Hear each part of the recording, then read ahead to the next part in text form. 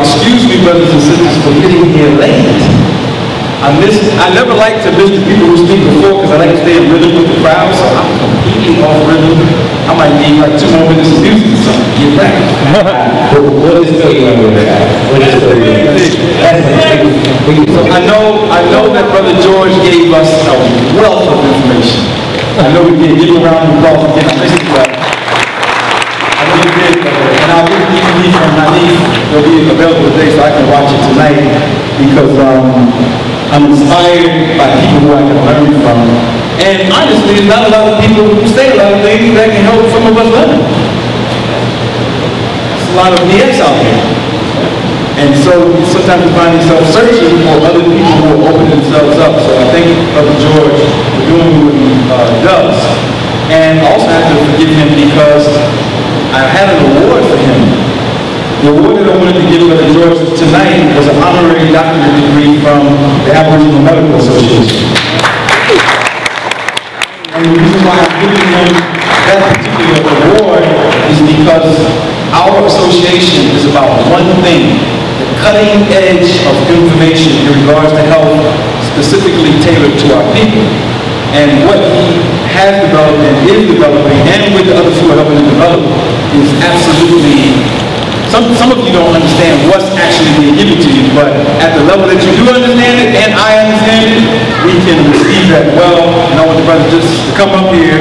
I can't give you the award, but I can give you a big hug, black man. Thank you for your work.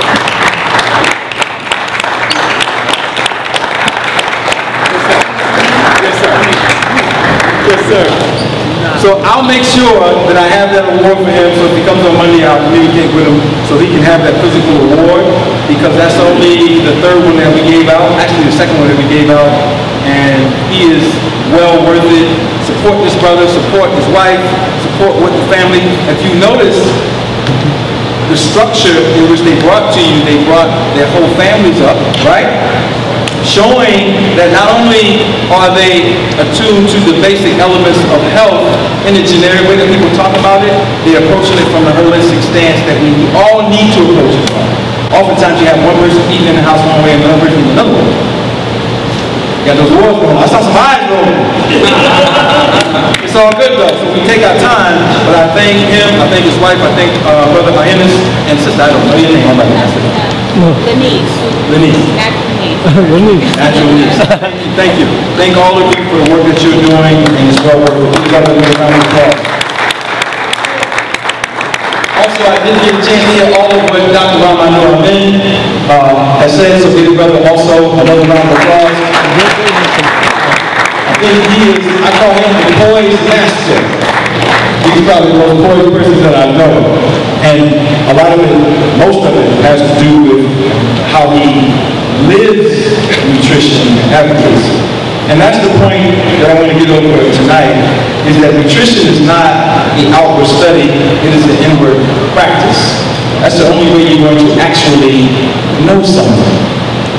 Do you understand that? I can put up 1,000 different studies up here and say what somebody else said, and this is what this is going to do, and this is what this is going to do, and this makes this happen. But until you actually activate it, all of that is what we consider to be, for the most part, European jargon.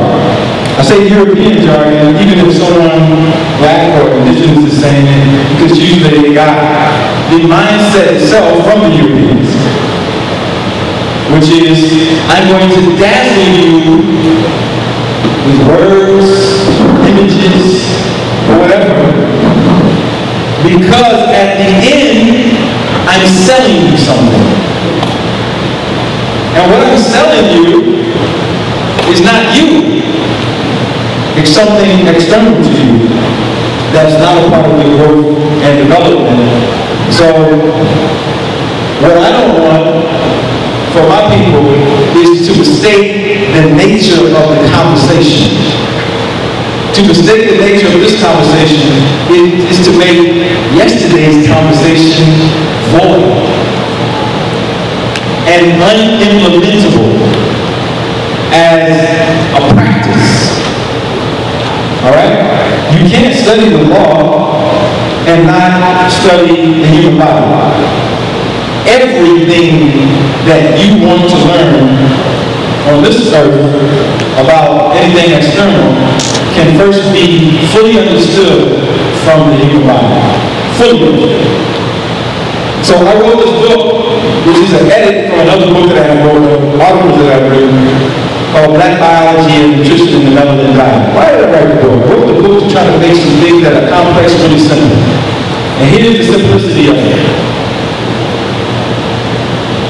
The original people on this planet are neutralized as far as their group power. They have been completely neutralized by a parasitic group of people who we can classify as a mutation. Alright? And we can go into it in Q&A or some of it here. That mutation, you ever heard of put stuff on mute? What happens when you put stuff on mute? Sound is going, right? Now what is sound? Vibration. So that mutation is a different vibration than you. And that mutation is present and relatively dominating the original people. So we can get up, we can talk about black biology, we can talk about melanin, we can talk about a whole bunch of things. But I'm here to tell you and us that our melanin is neutralized, which is our power, our spiritual power is neutralized at this point. So there's a faith, there's a lot of things to talk about health and human body. But most of the time, if you pay attention, because of our relative condition, we're talking about ways to detox, how to get out of the problem, right? It's like having a car in first or second gear. But there's other gears to the car. Third, fourth, fifth. So, if we move from detox into regeneration, regenerating the body, and understand what that means, anyone, a scientist or a person who's living in the body, will understand what I'm about to say. The body was not meant to degenerate like we see it degenerate. It wasn't designed for it. If it is degenerating, it's because of factors that are present that we're participating in that causes it to degenerate. The cell can pretty much live perpetually if it's in the right environment and on the right frequency. So us dying at 70, 80, 90, or even 100 years shows we have not explored human potential. We're dealing with our interactions with the mutation that puts us on a certain mindset. That mindset is survival. I'm just trying to make it. I just want to detox. Give me some of that detox medicine, brother, out there. But what about the other gears? Now you, as the original being on this orb, are way out of gear.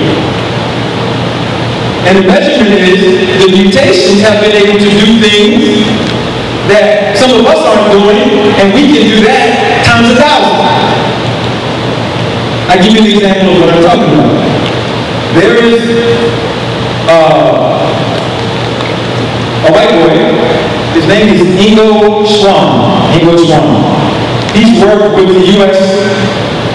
The National Security Agency, the NSA, and the CIA as a spy.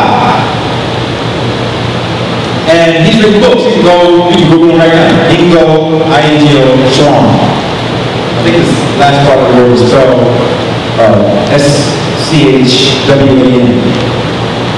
But he doesn't do his intelligence work by getting into a plane, by going like a Navy SEAL or penetrating some territory. They put him in a dark room the door and let him sit there for hours. And he comes back and he tells them what the Chinese are planning militarily, what the Russians are planning militarily, etc. So what is he doing in that room? What he's doing in that room has been titled remote viewing. R-E-M-O-T-E-V-I-E-W-I-N-G. Viewing, remote viewing. What is remote viewing? Remote viewing is the ability to use your mind to tap into somewhere else, present, past, and future, to see and visualize a moment. And then to come back and tell somebody about it. So here you have someone whose anatomy is primarily based on spores. But still, he's optimized it to the full potential to carry out that particular feat through, of course, practice and learning, and then having some additional training. All of you in here, because of what you have inside of your tissues, you could do that at 3, 4, 5 years old. Easy. And sometimes your children do that, and you call them crazy. It's spooky. Oh, I just talked to my grandmother, and she said, such and such and such, Chinese, shut up. So we have these powers, and it's based on, the principles of it is based on science. Now, when we look at the spectrum of what's going on with our community, and add in the fact that we get neutralized,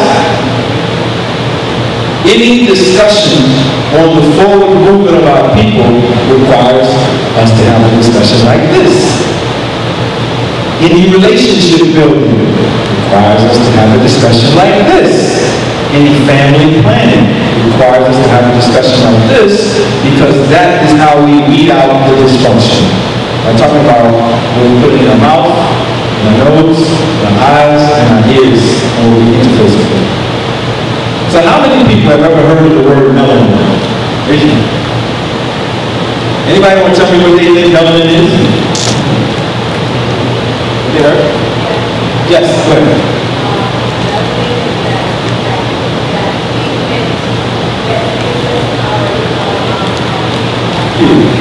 Okay. People in the skin gives you for the check.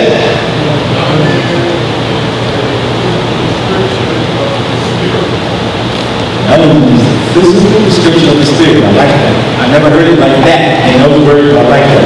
Anybody else?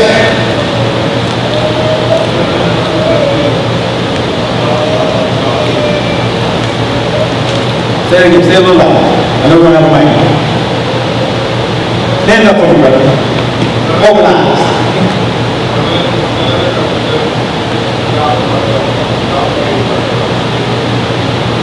Okay, with that dark matter and dark waves. Okay. All right, dark matter and dark energy in the cosmos.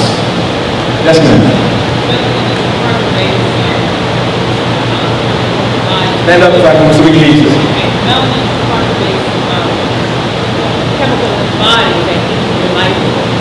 Okay. Carbon-based chemical that gives you life force. Yes, sir. You. I'm saying solar protector. Solar protector. Detroit. None of our connections to spirit. None of our connections to spirit. All right, great. All those answers are great. So we have all these different varying definitions for it.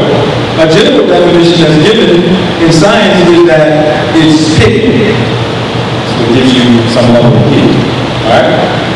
So we've heard teachers like Dr. Red Africa, Dr. Sadie, Dr. Joe Cookman, Dr. Carol Barnes, many different people teach on the substance. Here's the question that I want to pose after I make a statement.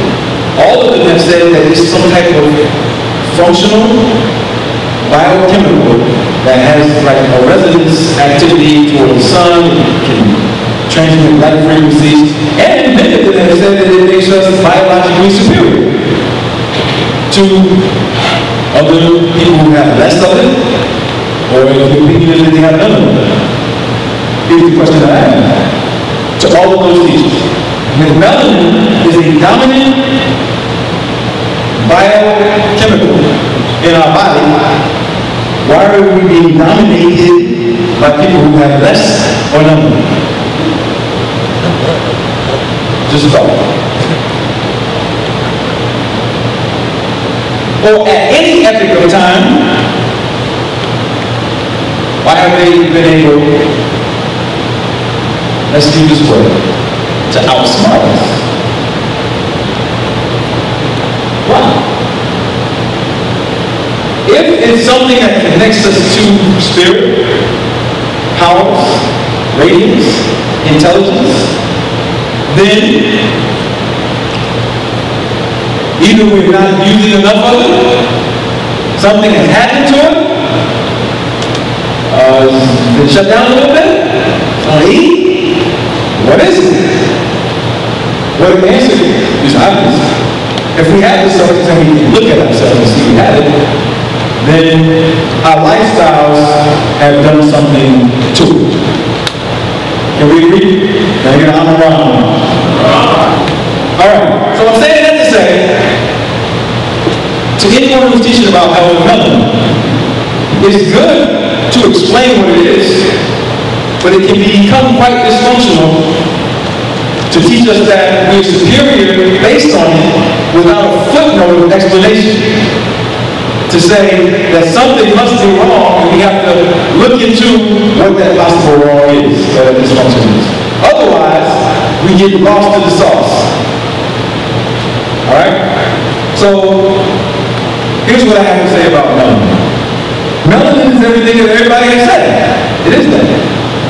But the melanin that we have in our bodies has been compromised, and let's start first with our diet. I might say some things that might sound crazy, but get into it, and let's do some research. I wrote this book, and I wrote another book about how to live with a hereafter, and we have another book that's a part of our textbook material in our certification. And in those, all of those books I have a classification of what's called transition diet. Classes 0 through F, 7 classifications. 0, A, B, C, D, E, F. Alright? And in each one of those classifications, we try to find out what you're doing so we can move you to the next one. Alright? So F would be someone who's on flesh, starch, smoking a little weed, pop some pills, taking some prescription drugs, all of that. You get an F for the day. Because we can't keep going that way because you're going to get out of here quicker. Alright, so we move from that, I'm just giving a generic description of these, to D. D was someone who is on the starch, is on the flesh, probably not taking any prescription drugs, but playing around with a little bit of marijuana every now and then. And this is living that lifestyle. No prescription drugs, and I'm highlighting the fact that there's no prescription drugs because of something that's in them, many of them, many things that are in them that increase decay, cellular necrosis, those factors, cellular apoptosis. Then we come down to E, which is somebody who's on no drugs, they just eat soul food, have a little bit of time or whatever. Then we come down to D. D is the people who learn about diet, and they learn to watch YouTube, whatever, and they only become vegetarian or vegan. And they do. But they're not actually vegetarians or vegans in the strict sense. They're more starchitarians. They load up on starch. So they stop eating the flesh and they make soy patties and they cook their food pretty much vegetables. They might go to your local Jamaican restaurant and get them some peas and rice, or, something of that nature. And those are the people who start having a problem because they, in their mind, think that they move to a better diet, and they usually end up having same complications and never really explaining to the naturopath or their regular physician, what they're doing. So a lot of doctors will say that they need to return to the other diet because they're not getting the nutrients that they need and still got all those problems. Classification C. Now, none of these diets are functional that I mentioned. I haven't got to any functional diets. Everything in what I've said before is poison. And most of those people don't eat fruit. They eat fruit the wrong way as far as getting vitality. That's the most vitality. Then we come down to C. C are the vegans who practice. They eat the fruits and vegetables. They don't cook anything probably except for sprouting some grains, something like that. And they may likely cook those grains. And those people get a C because they are average. But they still have a high level of toxins, and you can see it physically on them because if you watch them over the years, they age a little bit better. But generally everybody else. Alright? Living beyond 110 years probably. And then we move to B. B are the raw foods. They only eat raw foods. Alright? Raw fruits and vegetables. That's it. They don't eat any grains. And those people in the world now consider themselves the supreme diet. They're clapping their hands. Now, all this is based on my personal study. I'm not giving you facts in the sense of what is automatically a fact to you. You have to study this. But I've been through all of these diets, specifically A, B, C, and O, studied technically to see what was going to go on inside my body. So B is a raw food diet, and a raw food diet is way better than the others. You probably won't ever get ailments or sick, but you'll age as well. You probably won't live beyond 120 years old, unless you're in a rural environment, away from the cities. Then you probably get maxed out, maybe at 130 in a very good environment with, fresh waters. A lot of people in the islands, you see grandmothers where they die 127, 126. They're out in the rural life, in the bush. But there's something in that diet that is also neutralizing melanin. Then you go to fruitarian, and there's levels of fruitarian.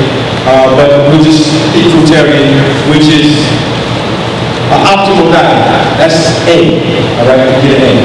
And then when you go to class O, it's people who may eat only once every 3 days. They do most of their operations fasting, long period fasting. And O can guarantee you to live, depending on where you're at, 200 to 1,000 years if you're on A or O properly. So what I found in my studies is that this diet, O and A, are the only one that can sustain melanin. All of the others have some level of neutralization. I'm going to explain it technically, and then I want you to try it. You can try it. We started our 6-month challenge last week, all right? And we're going to tell you what the 6-month challenge is. The 6-month challenge is to live by specific types of diet that reduce certain things that cause problems, and to optimize on feeding the body exactly what it needs and getting the things that cause problems out of the body out. So Brother George and myself, our Hennis and others are running a group online. 6 months. What's the name of the group again? 6-month Optimal Health Challenge? Exactly. 6-month Optimal Health Challenge. So if you're on social media, you get on there, you'll be sharing. Facebook specifically. Facebook specifically, yes. Facebook specifically. You'll share information on that, and you can get recommendations, ask questions, and we'll follow through. But the idea that we have, we took some diagnostics last week, we'll take some more tomorrow. The idea that we have is to show you what I'm about to say, which I know to be true based on what I've done in my own body. Melanin is a carbon, hydrogen, and oxygen compound. The attachment of any nitrogenous substances is done by melanin or done to melanin compounds, and is done for different reasons.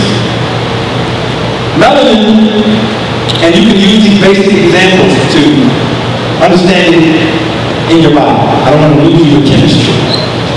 How many people use the bathroom in the form of urination? You use it, okay? And you use, the brain tells the body to urinate. Anybody can take a guess why the body is telling the brain to urinate? It needs to release the lymph that's in the body, which is, the body is mostly lymph or water, because those waters reach a certain level of toxicity, and the body wants to get rid of it. Now, if you test the urine, what you'll find in the urine is the substance that's called urea. U-R-E-A, urea. And urea is the body dumping out nitrogenous compounds or amines. Alright? And there's a network of things that go on: the liver, the kidneys, bladder, and other organs all taking the brain. But it's dumping out amines. Alright? And the more you begin to practice or transition from one diet to the other, you'll notice that it increases. The more water you put in, the more it wants to put out. Alright? But you can go for long periods drinking no water, or fasting, and what you'll find out is that, well, after urinating, after a certain point. I'll give you an example. I've done up to maybe 30 days no drinking water, just eat fruit. And there's been periods of time where I didn't eat if I fasted for 3 days. On the first day after my fast, from the first day to my third day, there was no urination. There's no need to urinate, because the body doesn't have any urine to get rid of. Because I'm eating the pulp of fruit and there's no amines. And what you also find is that even if you're eating fruit for long periods of time, without eating the seeds and the skin, is that how you look begins to change physically. Alright? So we're going to go into some of the science of this, but here is the thing that we're throwing out. A damaged body does need a detox and go through regeneration. Detox is a phase, regeneration is another phase. And they can go on simultaneously. Alright, in the body, not in the same space. But if you want to regenerate tissues, you have to reduce the levels of a substance called nitrogen. Right? Now, let me give you some things that I have theses on. How many people breathe? Good. When you breathe in, you're getting something from the outside, right? And you know that it's going to some organ that's called what? The lungs, right? And the substances that you're taking in is a gas, and we usually call it oxygen. Now, how we know for a fact that we have carbon, hydrogen, and oxygen-based bodies with you is because that oxygen will create what's called combustion. You hear combustion? What is combustion? You light a match? Right, it's a spark, flame. Oxygen is being combusted inside of the body, and we know how much oxygen the body can contain based on your hue. The deeper the hue, the more receptors on the red blood cells and inside of the lungs to take in the oxygen. Alright? By nature, by genetic law. The less you breathe in oxygen, and to the point where you get pale, science will tell you that you have to be breathing in primarily other gases, and other gases in the atmosphere. Now, what I'm talking about is chemical affinity. Alright? It's like two magnets. If I put a magnet by another magnet in opposite poles, I can draw that other magnet. If I put a piece of cheese in front of the magnet, the cheese is not going to move.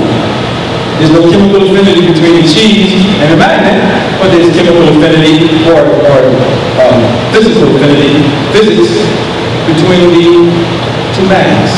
So one attracts the other based on the laws of science. Black people attract more oxygen. That's the point I'm trying to make.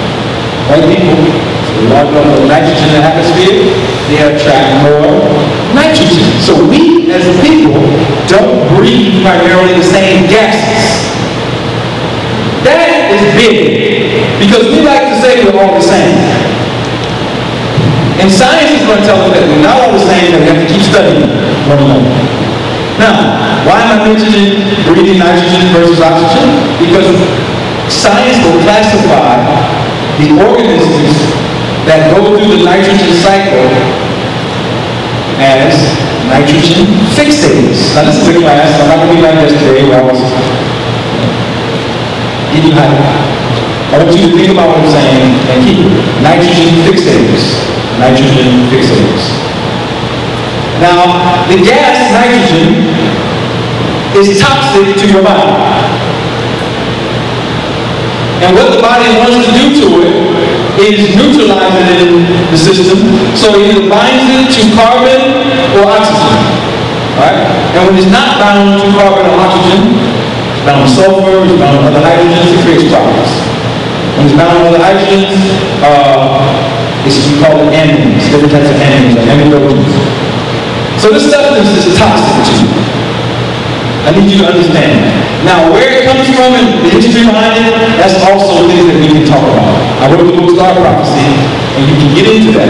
But nitrogen, it's my thesis that nitrogen as a gas is not native to this planet. It came as a result of capitalism. You need, Brother Ali, know what to eat. Because if you're eating nitrogen fixators, those are the first things you got to get out of your diet. So what are nitrogen fixators? Chickpeas, beans. Those are nitrogen fixators. You can reduce the dangers of those things, nuts, by soaking them in water so you can get some oxygen and nitrogen into them to neutralize the amine compounds. Now, how many people have ever heard you have to have protein as a form of nutrition? Great. So when you put proteins in the body, what actually happens is oxygen, hydrogen, and carbon as compounds attach themselves to them to remove them from the body.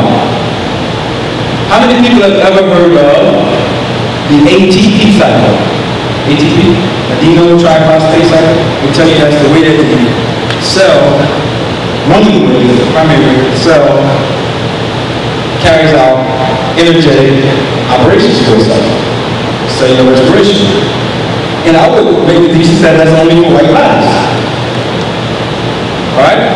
So let me get into some of the presentation. Alright. So this book on black biology. Can you flip to the second page? Because I want to go through some of this and get this done. What I'm telling my people is, if you want to optimize from the detox cycle into actualizing your powers, you're going to have to study yourself through trial and error. And the first trial that I'm going to give to you is to begin to implement fruit fast and move to eating fruit. Now, why fruit? Because fruit is the only food on the planet that has parts in it that have no nitrogen. The pulp of the fruit, or no DNA, what we call DNA. The skin and the seeds hold DNA, but the pulp of the fruit, of most fruit, most heirloom-rich fruit, have no nitrogen. They're carbohydrate. You heard that? Carbohydrates, CHO chain. And that fuel is pretty much a perfect fuel for the cells. And long periods of eating fruit will create cellular regeneration. Alright? This is how you slow down what you're calling aging. So that when you're 50, you look the same. 60, you look the same. 70, you look the same. 80. Imagine Imagine somebody, looking like me, being 80 years old. It's possible. We're going to prove it in our lifetime. By what we do, not by what we say, by what we do. Imagine people who eat bad, your little nephews and cousins and great-grandnephews or whatever, and you're 100 years old and you look younger than them. And they're only 50 or 60. So we are going to have the opportunity to prove everything that we say right here, not in some jungle somewhere, which we can do that too, But because they kept birth records on us, they can't hide this. So they pull somebody from some place and say, oh, they're not 200 years old, it's impossible. So, you get my point. Glucose. The glucose creates gluconeogenesis in the cells. So our 6-month study is on that type of diet. We want to see what happens inside of your body, to your brain, to your endocrine glands, to your heart, your circulatory system, your liver, your digestive tract, your nerves. We want to test and see what's happening to those over the increments of time and publish a study post this period to see if there were any remarkable changes and then physically view. Now, there's other aspects to this which I know that Brother George went over, but the nitrogenized brain is the problem on the planet. The nitrogenized brain is the brain that loves to lie, deceive, falsely compete, envy, jealousy. All of these adverse emotions are the result of toxicity. And when that toxicity is removed over a long enough period of time, it's impossible for you to behave like that. You don't have the ability to resonate that non-coherent vibration or frequency. It's like having somebody in the room, and somebody playing drums, somebody playing violin, somebody playing the saxophone, and none of them are playing in tune. It sounds crazy, right? Turn it down! You ever heard some music like that? Turn it down! It's non-coherent, everything is not smooth. The body is made to be coherent. Everything is made to merge with one another, merge together. So, the melanin that we do have, I'm not going to leave the ATP point, I'm hanging on that, but the melanin that we do have has amines attached to it. Now, again, you've heard that you need proteins, right? What do you need proteins for, allegedly? Come on, y'all. Come on, you weightlifters. You want to get buff? Creatine? What do y'all want to know? I don't even know what's out there. Light boost? Is that the new thing? Light max? Anyway, what do you need protein for? Build muscle. To build muscle. Now, here we go again.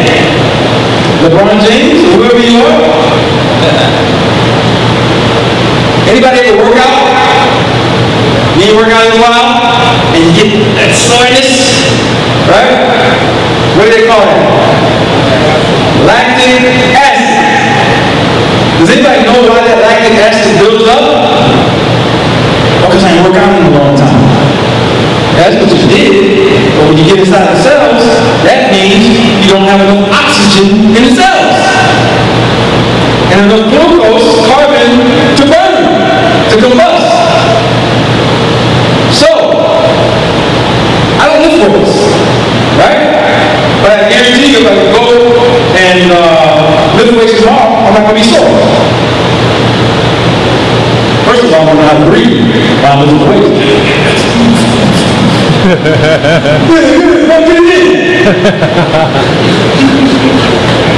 You build enough lactic acid.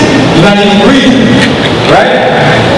But the point is, you need more oxygen in that operation. So the protein is not adding any oxygen to the body. It should be real big, right? Can't touch your toes though. You know, you can't move, you have flexibility. Somebody small like me can tear you up. Alright? So what we are calling good health, being bulk, is actually obesity. It's obesity. It just looks good to a person who doesn't have the proper eye. Or like, as Brother George calls cellular inflammation. Right? So, a lot of people ask, well, I'm on this fruit, but I'm losing too much weight. No. You're getting rid of the poison. So your body can go back to its natural size. The size that it wants to be fully optimal. So, any one of us who are on the NRR diet or we've already went a long period of time with no proteins. Nobody came and took us to the hospital. As a matter of fact, you were going to take the proteins, you went to the hospital 3 or 4 times, and we haven't been. The protein concept is a myth perpetuated to neutralize us and to use the substances that they need inside of their body. So, anybody who's done any study in melanin knows that the world is in trouble because scientists are telling us that melanin comes from tyrosine and its precursors. Tyrosine is an amino acid, which makes up protein. So let me break this down to you further so you can really understand what I'm saying. A nitrogenous-based organism, a nitrogen fixator, a spore, whatever, is anti-solar. I want to make this simple for you. I don't want to use it in science. It's anti-solar. Mushrooms, they hide away, cut, dipping away from the sun. White folks, they go out. They can't go to that 23-degree belt. You know, they go to the islands or whatever, they go to Guyana, bring the sunscreen on. If they stay in a long time, unless they're going to have some melanoma or some other things popping on, sunburn cells. Right? So studies have been done on that, you can do that in vivo, in life. They are anti-solar. And their primary makeup is amines or nitrogen or protein-based bodies. Yet, you're telling me as a scientist that melanin, which is a light absorber, a resonant light absorber of solar frequencies, comes from something that is anti-solar. This is just one-on-one, right? Does that make sense to you? Without going through phenylalanine and tryptophan and all these other, that don't make sense to you, right? That's like saying black people came from white people. Everybody knows that's a lie. So how can you take the biochemical marker of life and make it from something that's a toxin? I had this discussion with my brother, Mr. Inky, and he was quite upset with me because he wanted to say what Europeans told us. No slight on the brother, because he's a great researcher. But sometimes that can become the problem. Because anybody who has been living the lifestyle, your brain won't make you compute that. Your brain will automatically resonate with the right answer. It won't. Because it's practicing the laws of nature in a functional aspect. So, people with activated melanin can solve problems. You follow me? People with deactivated melanin who are amongst us can't solve problems and cause more. Because they're frustrated, because they're great, but they're neutralized. So all of the energy that you have in your house when you start arguing and fighting, everybody needs to go to the kitchen table. And then let's have an exercise. What did I need in the last 24 hours? This morning crazy. 48 hours, 72 hours, 7 days. Women, when you're going through PMS, you should have been through PMS. Any brothers have it? adverse effects of being a Bess. There you have it. Increase in the amidogens, or the aromatase converting the real hormones to estrogen. Spike in nitrogen. Right? You see you get all fluttered. Start eating strange things. That's what parasite increase. They want to eat that. Alright? So we have to look at life for what it is. Keep you on time. I don't want to go over my time. My conversation is easy. 7:05? Alright, I got about 10 minutes. 15 minutes. My point to you is, go through those classification diets in this book and stare at them, find out where you are, and be honest. Be honest. Back to ATP. ATP has phosphate chains, which is just a mineral element surrounded by oxygen. 3 of them, and it's allegedly, this is their allegation, Europeans, is attached to a pentose carbon with an amine attached to the top of it. And they tell us that what happens is certain enzymes break off the phosphate chains, and through releasing the oxygen from the phosphorus, releasing the phosphorus and the oxygen, we get energy in the cell. Cellular respiration. Alright? And then other things that are going on with the carbon and the nitrogen. If you want to look this information up, it's called the Krebs cycle. Alright? Sometimes we call it other names. Alright? Some important points to make, and I put this in the book. Inside your cell, you have this little engine that spins. It's called mitochondria. Right? Let me back up. Before I do something. So, my point is, people who are aging quicker than they're supposed to are taking in toxins. Now, what I'm about to say, I don't want to lose you, I don't want you to go home and do nothing crazy. Because people respond to information in the wrong ways. But, it's our position that the black body is only designed to eat, if it's going to eat food. That's point number 1. No other parts of the tree or plant were supposed to be eaten. And the reason is because there's DNA there, and the thing that we propose is that anybody that's eating DNA is in some form of cannibalism. Because you're eating something that break it down. It's toxic. So the proposal in the study, this is just a proposal, don't get crazy. Because I know it might sound, the Egyptians say vegetables, although the vegetables are toxins to melanin. Only because of the nitrogen. And they are cell-based entities. They won't cause heart cancer, or these are the problems, but they might stop you from accessing 3rd, 4th, 5th gear. And if we want to get out of this, we need gear 5. We need gear 5.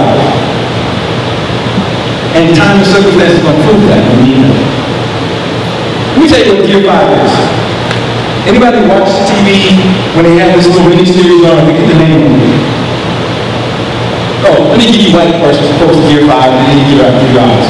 White folks gear 5. They had a special on Fox News a few years ago before Katrina called Oil Storms. Anybody watch that? I did a lecture at Temple University on this.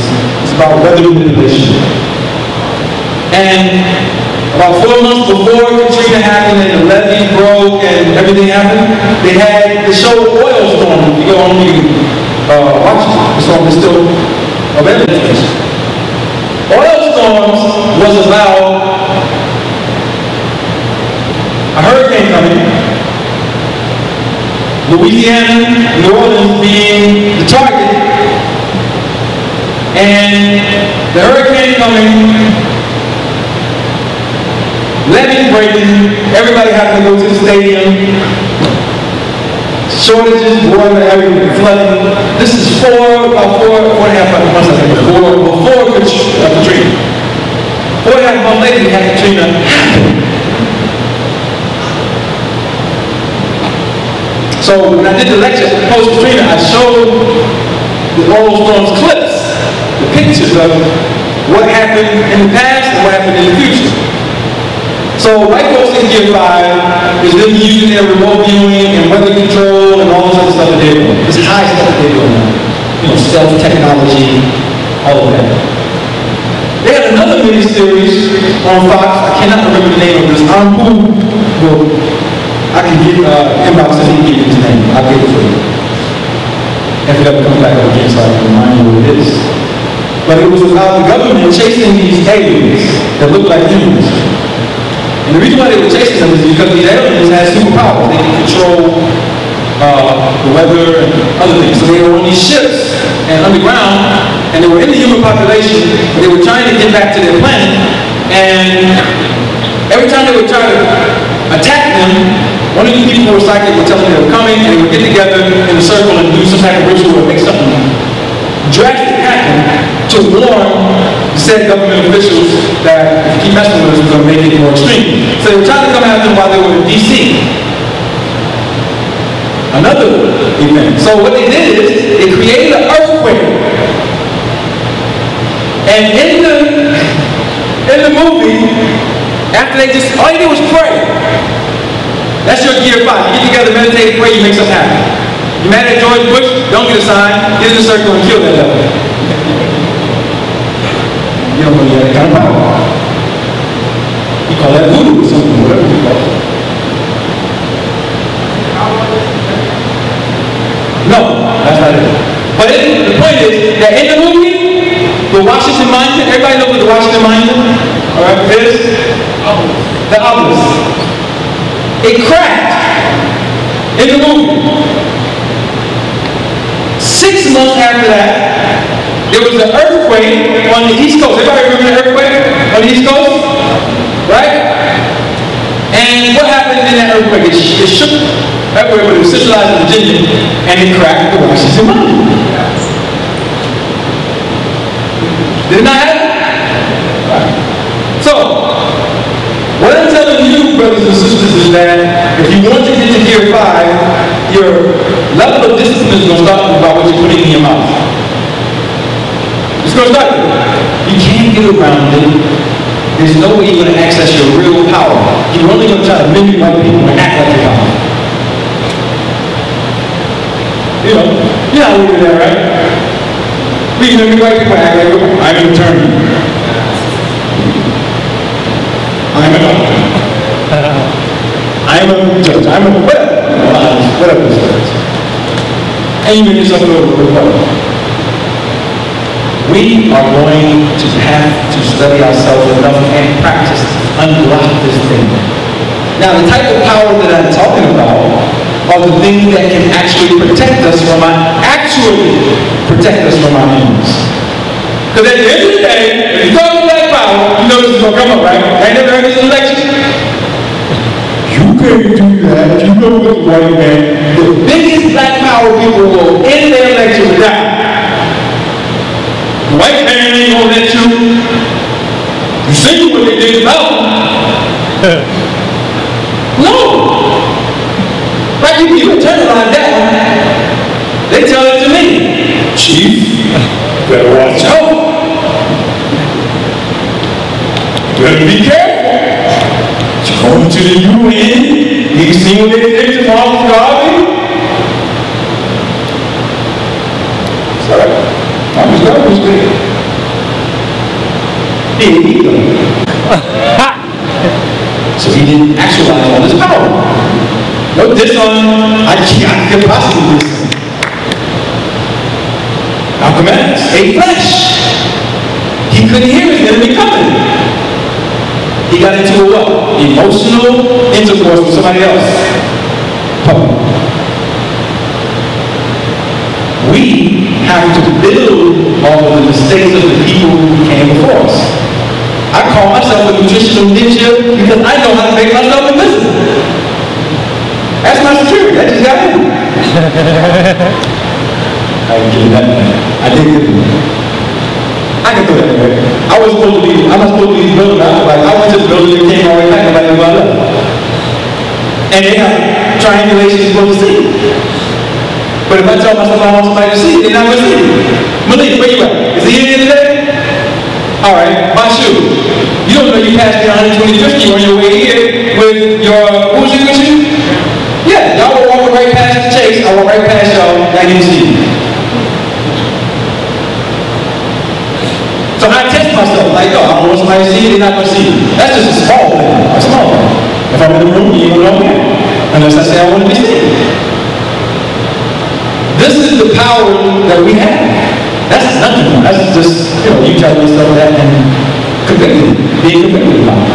Or you telling yourself every night, if you do have enemies, I want to see what they're playing. And you dream about it. You wake up and you write it in your war journal.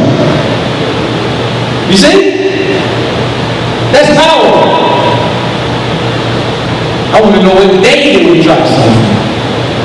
And then we have other things we can look at technically too through the cosmology. This is what you're supposed to be doing. Not as one person, as a group. We have a plan, we want to see it out to the end. It's efficiency. We want to make $30 million in 3 years. Let's get 50 people together to do it and see what will be our obstacles. Who will be our obstacles? This is what you're supposed to be doing. That's melanin activation. Not talking about, oh, taking this can get cleans. And do we still have to talk about that 5 years from now? Only the people who need the orientation class. Other people need another discussion. Empower. Melanin. Melanin, the biochemical marker of life, comes from the cells of your mother and your daddy when they conceive you. All the way back to the first mom and dad. Right? But check this out. We break the body down into 12 systems. And there's a 13th one that we call the geobody, or the magnetic field body. It's the energy that doesn't die. It's pure memory. Yours is very powerful. Because the evidence of this power is in how you know. You know. It says you have more charge.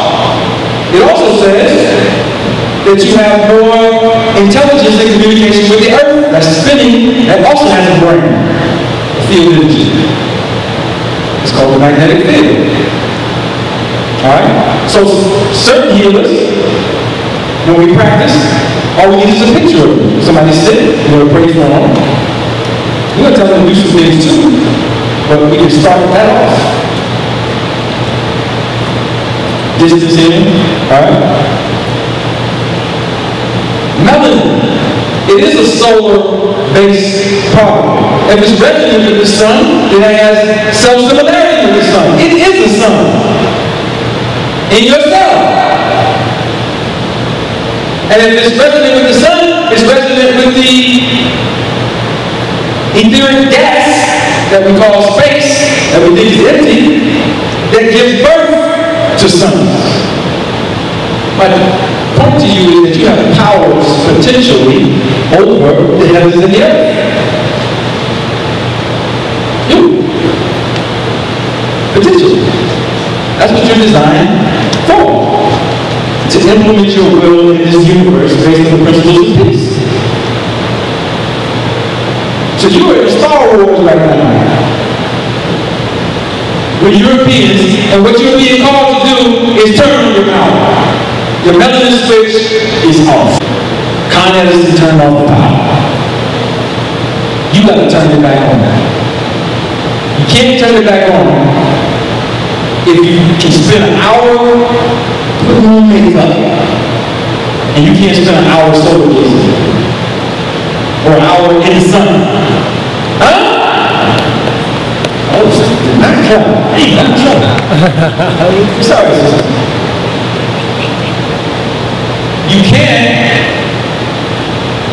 birth the type of children that we need if your priorities are not in order. Right? So we have a whole bunch of teaching that we have to do in regards to health. My position is that I don't want to hear what somebody said that they did in Egypt. Because Egypt is gone. White folks put it in a goddamn suitcase. Do we need to say anything else? Keep studying Egypt, nigga. The Romans got your ass. They got to know about the boat. Oh, get the vibes. Get the vibes. Yeah. The kingdom. They're going back to the kingdom. Yeah. What are we doing? Oh, okay, yeah. Do the same thing. Niggas can't read this shit. We can read it for them. Translated and, yeah. Oh, brother, I'm a Morris science. They put it in a suitcase. Get us the Morris file. Yeah, they go back to the Morris. Get the Israelite file. We wrote that one in. Hey, go back to New Year. Get that one too. We did that one too. Ask yourself a question. Are you going to have to do something new or keep reproducing the old paradigm? See, the only reason you're reproducing the old paradigm is because you have not come to grips with where you're at in time and space. It's time for you to answer questions that have never been answered. King doesn't have an answer for it. Master Muslim? Great, he has an answer for it.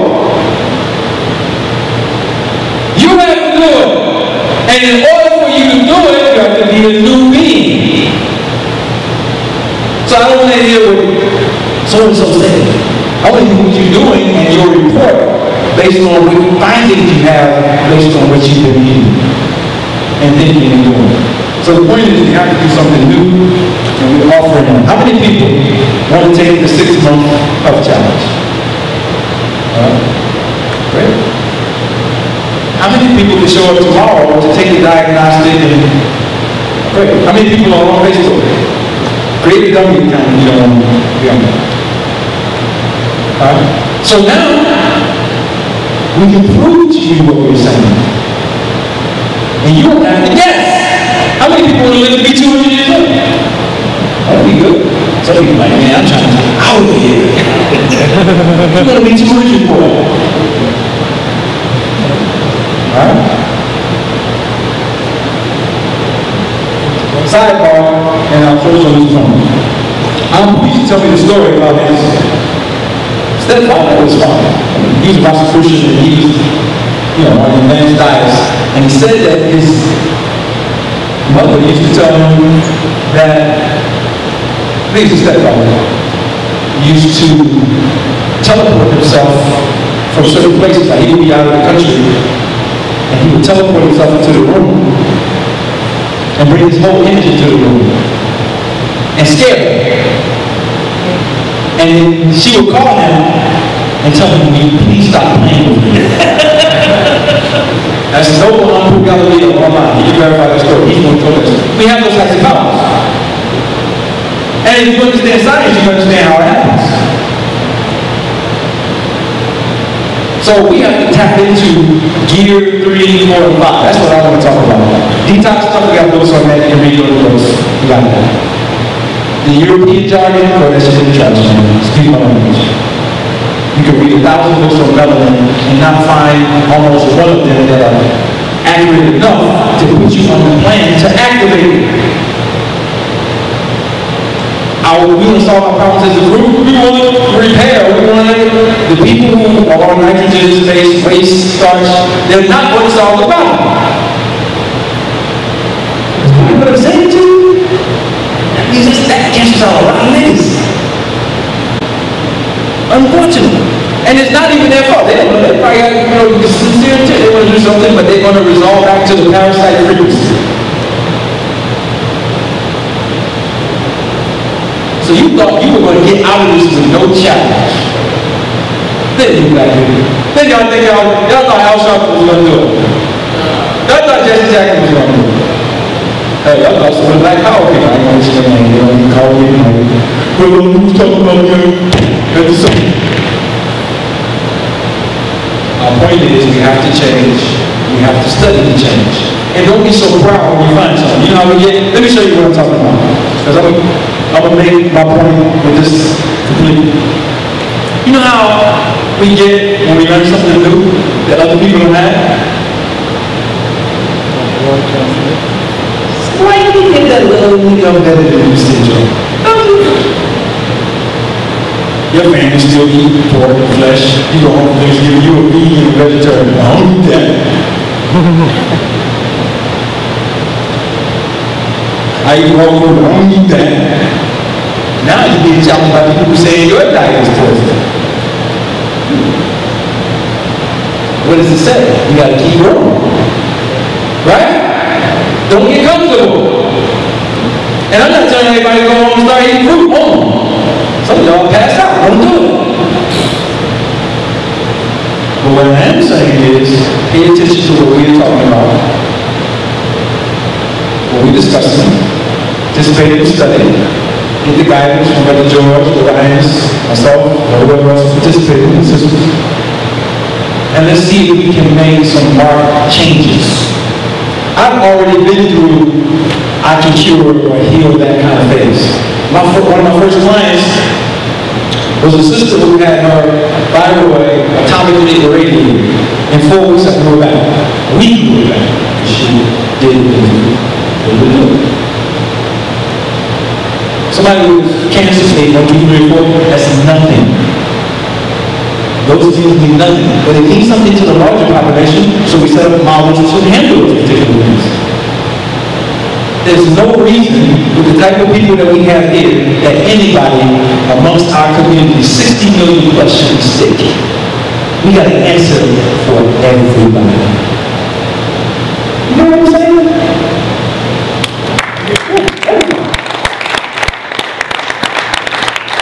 How much insurance money does that equate to? The fake vitamin market. I don't even take your vitamin you need it. Stop. I didn't even go through my technical part of my presentation. Just read your book. Vital endings. A Polish scientist came to you and told you you needed that. Vital amino acids. That's what he told you. He's strip away into poison. You're going to go home and take your vitamins. Go there. Trust you. The alcohol-based herbs. Go in the trash can. Why are you taking all this stuff? Oh, I got the raw vitamin code. That's the I got the new stuff. It's raw vegan vitamin code. A box full of poison. They're using them raw. You didn't see raw, just go. That's when you start picking up on stuff. When your melanin is off and you bake it, you say, oh, look at all I got. I got all these vitamins and everything. I got this and this. Some of the workers don't like me. I get a lot of flack for these things I'm saying.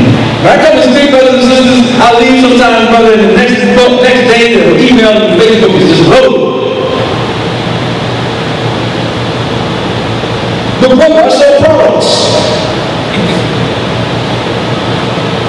I wasn't coming into problems. I was just trying to tell the truth. No, actually, I want to problems. As long as you understand what they're designed to do. They're designed to speed up the detox. To get to a point where you can get to homeostasis and live by a certain diet, which means you're not needed anymore after that by that client. That's what you should tell them in the beginning. I'm not here as a permanent drug dealer. You put the crack down and you pick up the herbs and you act like the same nigga. See? The medical industry is made that way because people don't know how to live. We're poisoning our children every moment. Cereal, let's stop him. He's not acting right. Oh, he has attention deficit disorder. No, he doesn't. I heard that was a lie. But you still feed him corn foods. He's got something.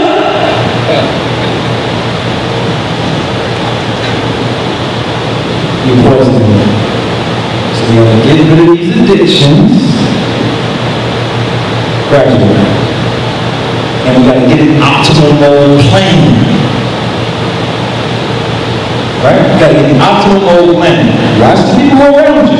I'm telling you, you want to be successful at projects and building things, depending on your intent. If you want to do the new things that we're talking about, build this arm of government or that, you ain't doing nothing with the old paradigm. It's not gonna work. That's why I don't give you no attention. Well, did you listen to my idea? I did, actually. I did. I heard it before. Okay, good minute. So, what are we going to do now? We want you to pose any question that you can to us. Any, all the questions. Should I be taking this? Should I be, I got this in my cabinet, whatever. Should I be eating this? Whatever. How do I transition to this? Whatever you have. Including the fact that Mr. Stasia is going to make herself available to talk about natural birth processing and any questions you have about birth. Alright? So, let's get it. Alright?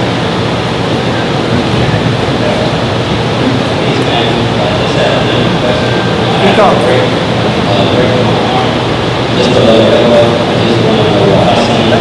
You gotta speak up. Put the mic to your mouth. I was wondering if I do push-ups and pull-ups. I just broke my arm and left elbow. Okay. Doctor, my arm hurts when I do that. I had full range of motion, but not the strength. So I was wondering if I start building strength. You say you're broken, you still have scar tissue in the area where your rib was. You haven't been able to push past the scar tissue to increase the range of motion. You say you have full range of motion. Are any of your tendons and the ligaments weak? You feel like, I work with that. Start there. And pretty much every time you feel that vibration, keep it there. Breathe into it. And then you work out a little bit stronger. But you want to work with that scar tissue. Because it might be around when the sun season. We get into like right before the winter, it's going to be hard for you to use. So I would recommend doing raw fruits and some sunlight as much as you can in your body. Doing the sun gazing and working through that scar tissue. Thank you. Also, make sure you keep track of the time that you go to sleep and wake up. All day nights. Anytime the body heals itself at night. Question number 4. For fruits, are there any nitrogen-based fruits that we should be on? I don't know of any fruit pulps that have nitrogen in it. There's some fruit pulps that have compromised compounds in them that we should watch out for. Oranges, pineapples, those are the two main ones that are on the market. The grapefruits. Oh yeah, and the hybrid things that they just made up, rocks and all this other stuff. We need to know what those things are. So, we do have lists and books and material that we can post online about the foods that we usually have access to that are okay. And then there's other, see, some foods are transition foods, so I don't want to just throw out, things to you that confuse you. Exactly, that don't belong. You know what I mean? I don't want you to stop eating certain things. But I don't know of any fruit pulps that are nitrogen-based. I don't know. But I do know that there are other compounds in certain foods that are challenging. But at everybody's pace, they can move at a certain pace. To answer your question, I don't know maybe scientists or others can answer this. I would just like to add one of the main reasons why I recommend not eating pineapple at the late stages of nutrition is because of the wrong practices. And that's something that I spoke about in the past. As pineapples that we get, even the organic ones, they grow with leather and fish and other animals, as well as agriculture within the ground that they grow in with the fungus. And it's an increase in probability to yield the right food. Because it takes about a year for the pineapple to produce one food. So they try to various tricks to try to speed up productivity. That's why, I mean, if you pull around in the wild, you will see, based on the growing practices, some of the issues that miners have, I would recommend this miners. Also, we take it really wrong. So it's all about transition. Some people say, okay, I can go straight to the heart of it and just tell me everything. But the majority of people I found, when you take them, you know, in a slow transition. So we take it really wrong and go through it. Real quick, I heard you mention herbs, spices, roots. When you go into the supermarket, you see the various roots on the top of the food, things like that, maybe on the side. When it comes to oxygenated and nitrogen-based, as far as roots, what would you recommend for us to deal with, or would you not recommend roots at all? I would recommend taking various herbal compounds. You got to really know which compounds you're taking, but I would recommend taking a wide variety of herbs in the state of detox. And once somebody is no longer detoxed, I would recommend no longer consuming anything that was grown underground. And a lot of the growing practices rely on hydrating from yeast to transport nitrogen and nitrite to the root system. So a lot of the growing practices are just solely based on that. And I would recommend getting wild, organic herbs if you could. And beyond that, I would say work with some trusted sources. I get a lot of knowledge from Day2.com, and I've tested over the years many types of herbs, and whichever ones I don't know or I have an opportunity to do myself, I try to work with trusted sources and make sure that, again, to reduce the probability of being exposed to pesticides. Yes, I've been growing herbs since I was pretty much coming from farm culture. So since I was a young boy, I've always had a garden around, and I've been taught how to cultivate herbs and fruits.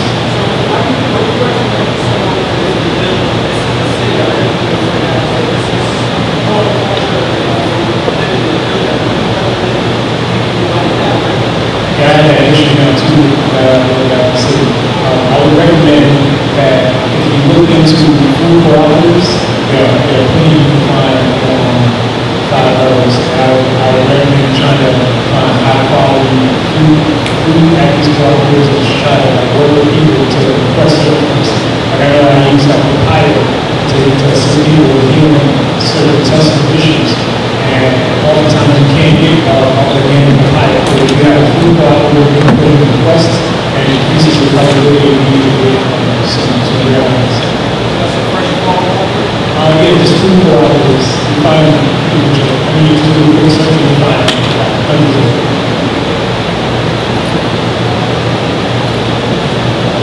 I have a problem. They say I have. Speak up. Okay.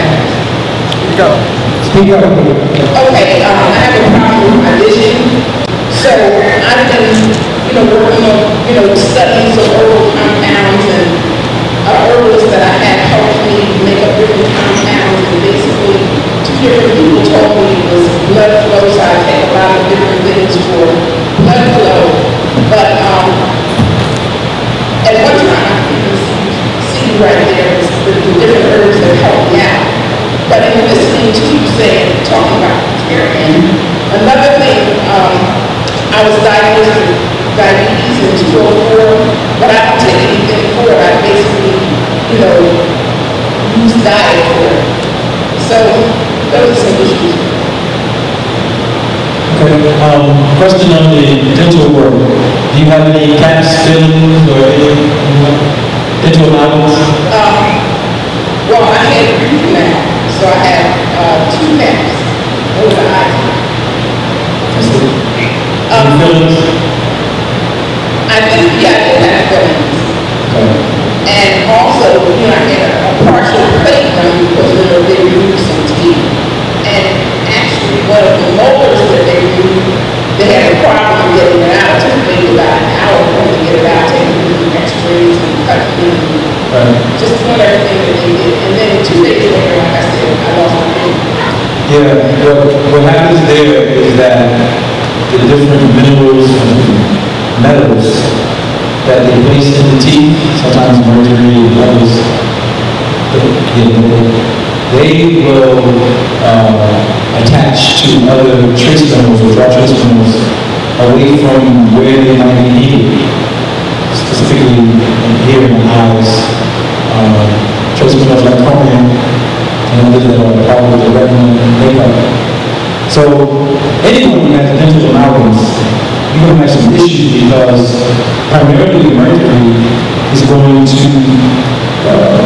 disturb your brain nerves and optical nerves in this sense. Alright? You see people who get Alzheimer's and other things, and it's already known that excessive eating of fish and dental amalgams are causing a lot of these neurocircuitry issues. So, point is, you got options here to try to deal with that. One thing is, don't get any more added to the problem, which means that if you're losing the enamel, it's because you're taking in things that are stripping the body of mineral formation. Look at those things and get some values on that. Second thing is you need some foods immediately that can lower the levels of mercury toxicity in your body. One of the best foods to use for mercury toxicity is red onions. And the reason why purple red onions, because I see those, the reason why they do that is because the sulfur will bind to the mercury and carry it out of the body. So you can increase that gently, not too much, you don't want to have too much mercury in the blood, but gently add that more into your diet. And it will also help with the chromium issue, because once you're removing the metals that are blocking chromium intake or damaging chromium synthesis in the tissue, then you can add more chromium into your diet from various sources and begin to help with the eyes. And also, the severe dietary issues have to change. Because if you have all those things going on, they said that the way that you're eating primarily is the causation of it.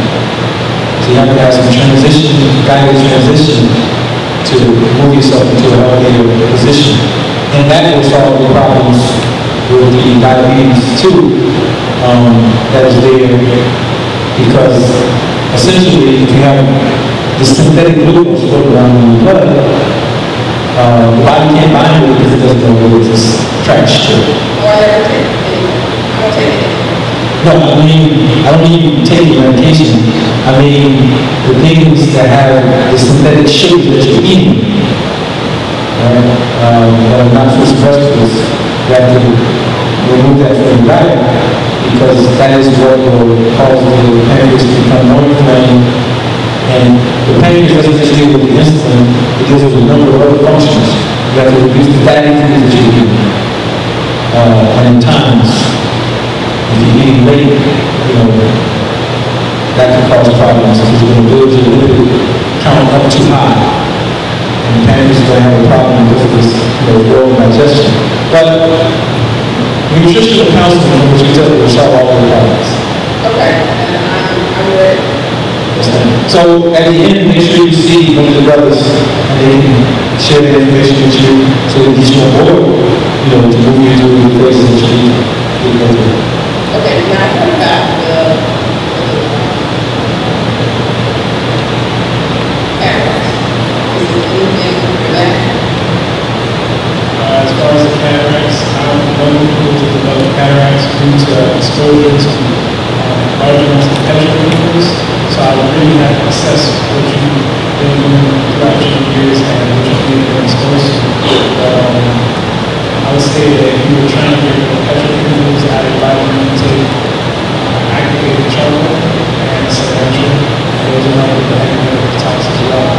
But I would say allow yourself time to heal from the inside out. And if you're looking for some quick fixes for the eye issue, it's highly unlikely that you're going to be satisfied. But if you take the base yourself and move it on all the everything that you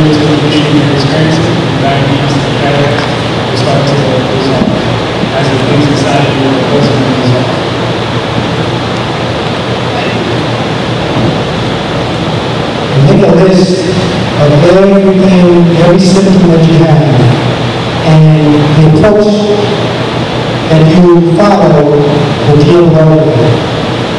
There's only, like I said, there is no sickness, sickness is sick.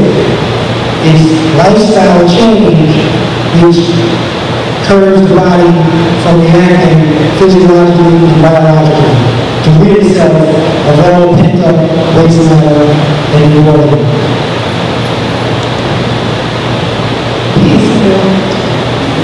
My question is, can you speak to a possible cause for uterine fibroids and the suggested means of dealing with it?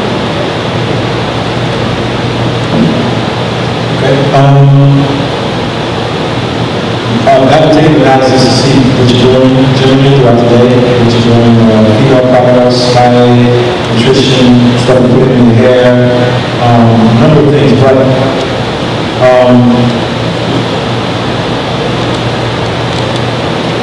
let me say this, how can I say this? I can say this inside of my paradigm that I deal with. Different bodies manifest the removal of waste in different ways. Okay?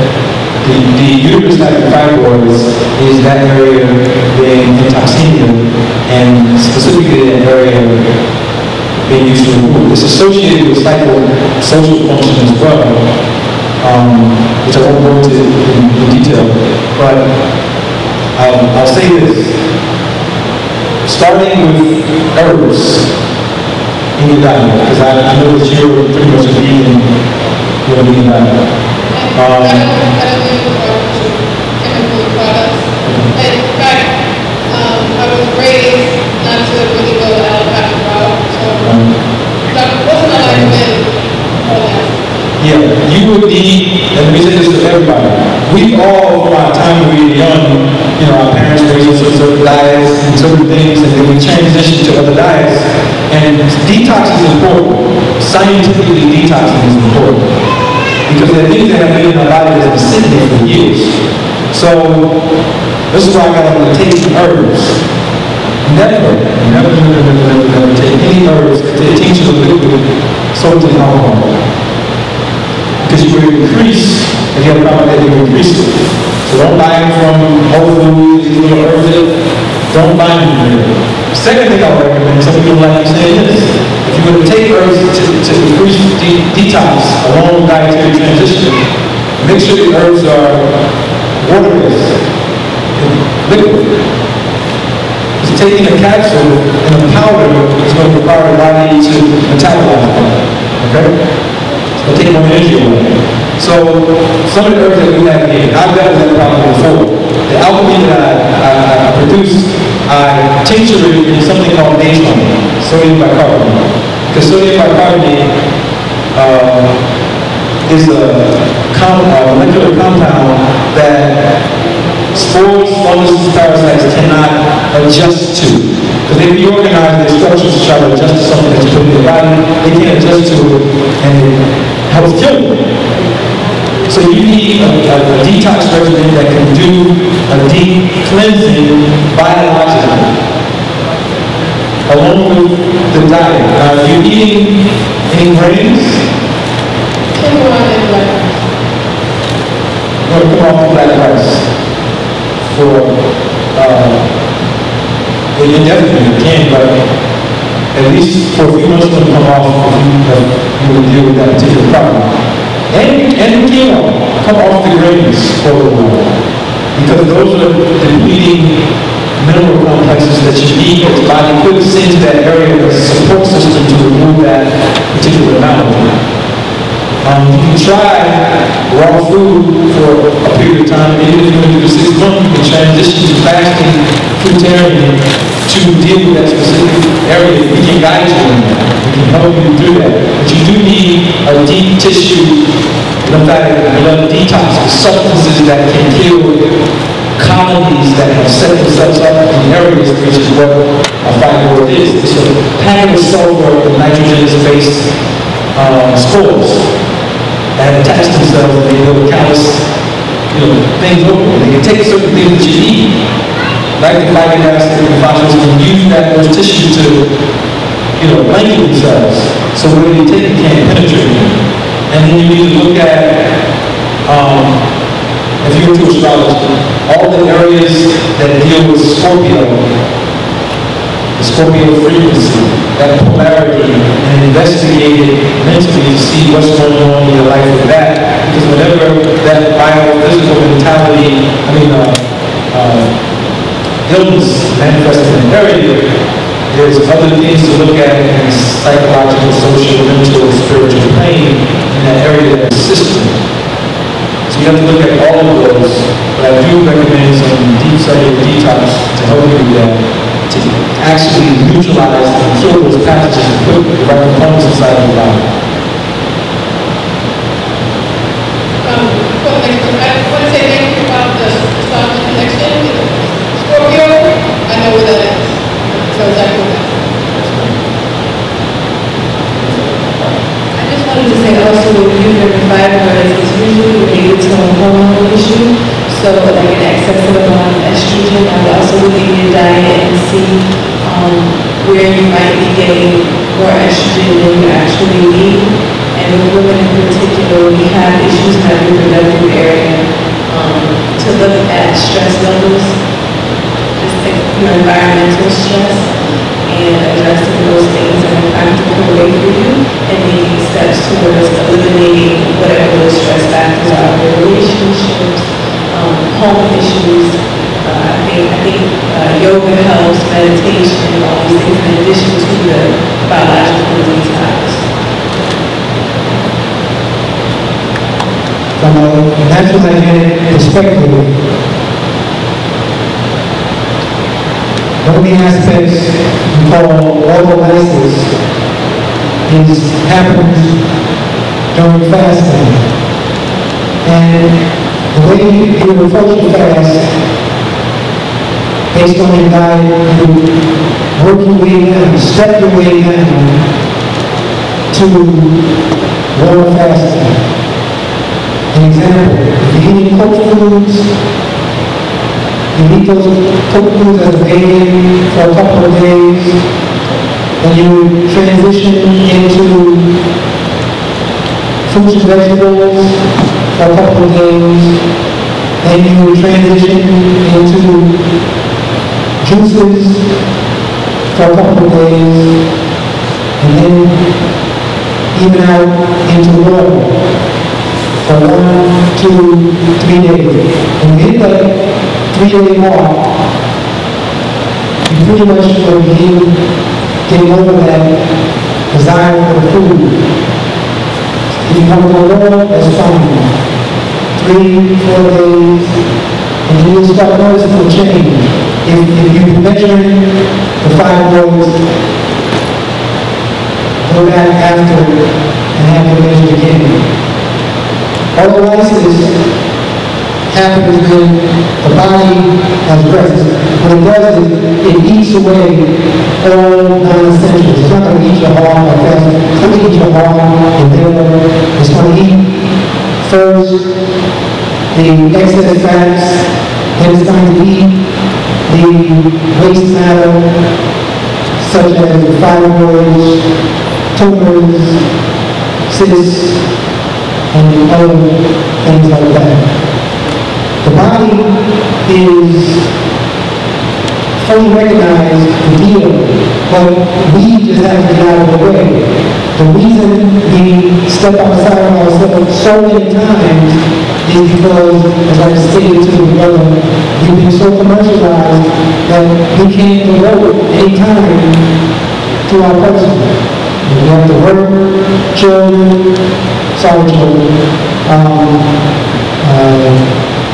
family, and all things is pulls us away from the task of which we're supposed to be doing already. And so when that happens, we're off, and things build up. Lifestyle,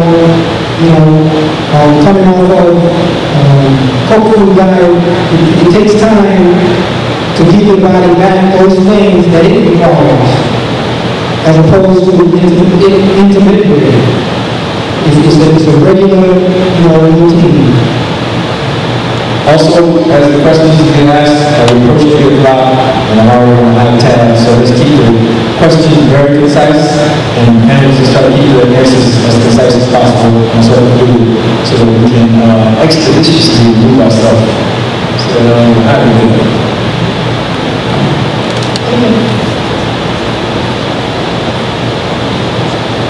Please. Okay, so this question is directed to George. Can you talk more about your transition into health and research to follow to your previous lifestyle? I'm not sure if you touched on that or maybe I missed it. Yeah, I did a 3-hour video where I pretty much did an introduction to what into health research. But I've been in the environment of health research my entire life. So my mom, she worked for Westchester County Health Department. She was a health inspector. She also worked in the lab, pretty much taking soil samples, everything from public schools to soil sample at any point. My father was a naturopath healer. My grandmother was into metaphysics. So I grew up in that culture. It was almost second nature to me. I actually didn't appreciate it until later on in life when I had taken the path. What was so far from my nature that I had to rely on what was latent inside of me to put myself back together. So it was a very long transition. I had many teachers. I'll try to cover that in the videos or other questions. Also, you said that you were mixed martial arts. Can you comment a little more on how your diet has influenced performance as an athlete? Okay, I had initially taken my first style of martial arts, which was an Asian style. It was based on Sanskrit translation, the Egyptian style, or style that was taken from Arabs to translate and brought it to Asia. And it's much deeper than that. It's much more. So, for many years, I had coached martial arts from the perspective of just combat training. And I had pretty much mastered combat training, what I would consider mastered combat training when I was 14 years old. And so from 14 years old, up until about 20 years old, I would say that I was actively, I could see now any form of competition that I could find. I mean, whether it was a street fight, whether it was something based on fire, whether it was a tournament that I could do, I saw any form of competition. And over those years, I actually developed a great deal of injuries. I say I broke my nose, I broke my jaw, I fractured my ribs, I broke almost all my bones in my hands, I broke almost all my toes. And I'll say that at around 19 years old, which is when I initially made my dietary transition to better health, I actually had to pursue a higher level of martial arts, which had to pretty much I wouldn't say I hated my combat training, but I was satisfied with where I was with my combat training, and what I felt was the next stage, was to learn how to reduce injuries and heal myself. So I would say that as far as my performance, I'm significantly stronger now than I was when I had done driving and sparring, when I was moving between 180 to 200 pounds. And I recently had a light sparring session with my younger brother. I'd say that about 30%, which we're able to use full kicks, but the knees and elbows were utilized. And my brother had said to me, I'm 140 pounds right now. He said, you feel the same way you did when you were at 180 pounds. And even at 180 pounds, I was above average strength. So I was able to lift press over 300 pounds. I was test my strength. And all throughout my life, I've only done calisthenics. So I only pretty much went into the gym just to be able to test myself against other people who made the weight. So as far as my performance now, in the mixed martial arts that I participated, I would say that I'm significantly stronger, more flexible, and have better agility and overall stamina than I've ever had. So I would say that the dietary transition has assisted me greatly in my martial arts, mentally and physically, as well as spiritually.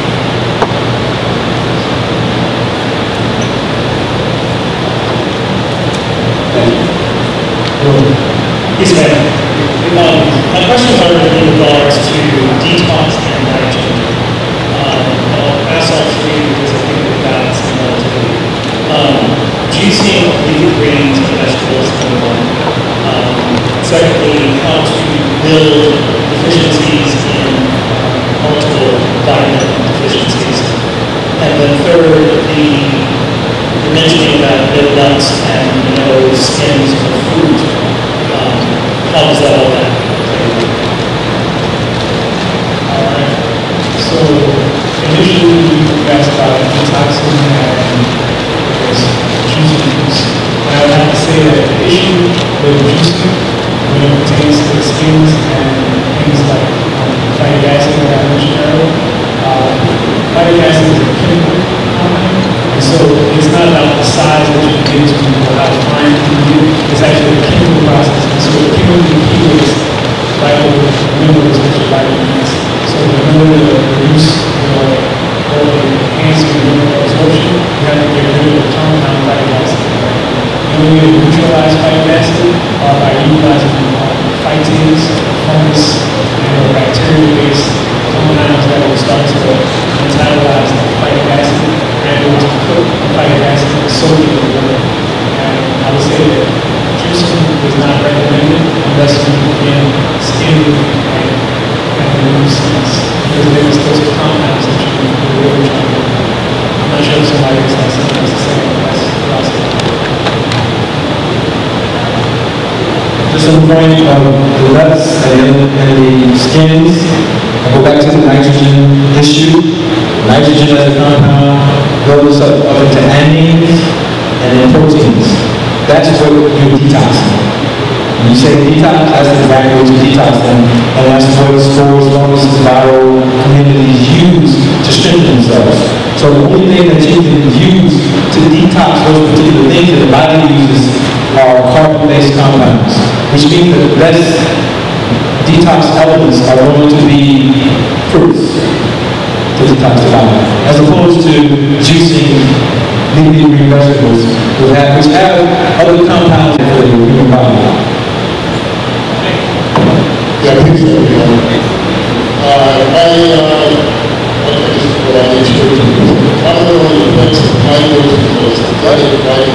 I've actually been in massage therapist for approximately like 15 years now, so I've worked with massage therapy and nutrition.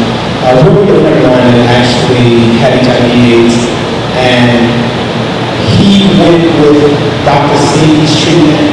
He spent like $1,500 and went through this whole thing and went back to his doctor and his numbers increased, and he really just kind of like put a real bad damper on him. He's not like totally lost at the bigger point because he's still like, listen, I want to go a natural way, but he's, the fear part comes in because it's like, okay, I trusted this doctor, supposed to know what they're doing. And I paid $1,500, did a whole regimen for over 6+ months, and he's confused. And so my question is, what would you suggest for him? And I'll actually have to talk to you, but what would you suggest for him when it comes to something? No, his suggestion. Listen, I'm going to push it. Listen, the HIV test does not test for a virus. If you get it positive, it's probably because of the level of specific proteins that they are looking for. Your body has made what is called an antibody for it. Okay? So it's an antibody-based test. There's no virus that's tested for HIV. I know that, right? So the quick test, the ELISA, and the Western blot do not test for a virus. They test for antibodies. Anybody who gets positive on an HIV test does not have a virus. They just go into a program. It doesn't mean the immune system is somewhat compromised. So the test doesn't mean anything. So that's when you got to get out of the zoo. The test is fake. Did I get that part? All right, let me prove the test is fake. Quick test, ELISA, Western blot are the 3 tests that they use. The most advanced testing used in the United States is called PCR, polymerase chain reaction test. It was developed by someone who won the Nobel Peace Prize. You can look him up online. His name is Dr. Carrie Mullis. the inventor of the most advanced viral testing said that HIV doesn't exist. Did I say no? It's fake. So the problem that he's having is not knowing that. But if he wants to get a negative on the test, we can show him how to do that in a few weeks. It doesn't mean that he's even healthy. But we can get him a negative on the test. Going further, getting them a negative on the test and reducing the body doesn't need to keep antibodies, unlike it's taught in Western medical science. So he needs to improve his immunity, which is his humoral immunity, which comes through lifestyle and culture and proper nutrition. Dr. Sadie teaches what I call the Class C diet. And he has an excellent detox regimen that he has, depending on who's administering it. So he might be upset, not necessarily with Dr. Sadie's program, but how it was administered by whoever did it. That way. So we don't want to mistake him in the bus. Somebody else could do it wrong. But if he wants to do the HIV issue and get it negative, we can show him how. You got my contact. But he has to have lifestyle changes, and he has to understand these facts that I'm saying, which I can show him so he can walk himself through to defeat the lie that he's walking around with in his mind right now. Also, make sure he gets a copy of this flyer that I have called Iatrogeny. Sick isn't sick. Most of the things that people talk about, I have prostate cancer, I have this, I have that. You only get it once you heard that that's what you might have. It's never been said, this is it. Never been said, that is the sickness that you have. It's only, you listen very carefully what's being told to you. And your second party or third party, so you may not fully get what was exactly told to you. It looks like that you may have HIV, or you may have prostate cancer, or you may have lupus, or you may have leukemia, something like that. It's from that point that you switch and say, oh my goodness, I have this. And now you're putting the energy to it, and then you confess and agree to some program which never dealt with the cause, and now we're going to follow something to that bitter end where, oh, he was taken out. So it's about a lifestyle, cultural, causal removal before you start owning anything. It's not your disease, there's no disease. Anything. So you can't sick. Sick isn't sick. I had one representing 3 other people, so I have 3 questions. I'll try to ask them all real quick. The first one is there a connection between parasites, like pancreatic parasites and diabetes?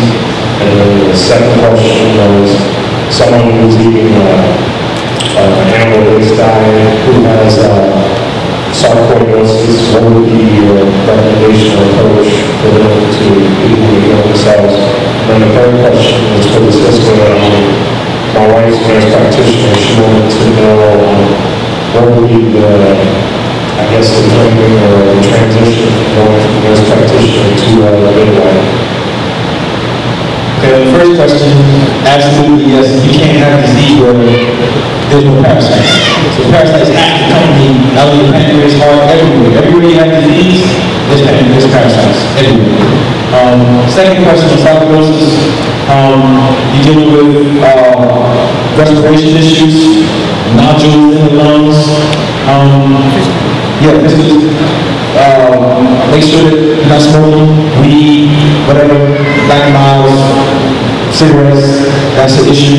And make sure that your consciousness is not over rigid, because that's a Saturn energy. Whenever you're getting tumors, vegetables, those types of things, that's a Saturn energy. You gotta be more relaxing in your life. You need more oxygenated foods. All right. You can even use some herbs like mullein and eucalyptus to help with the vibration strengthening the lungs, and of course, dietary transition and hydration. Yeah.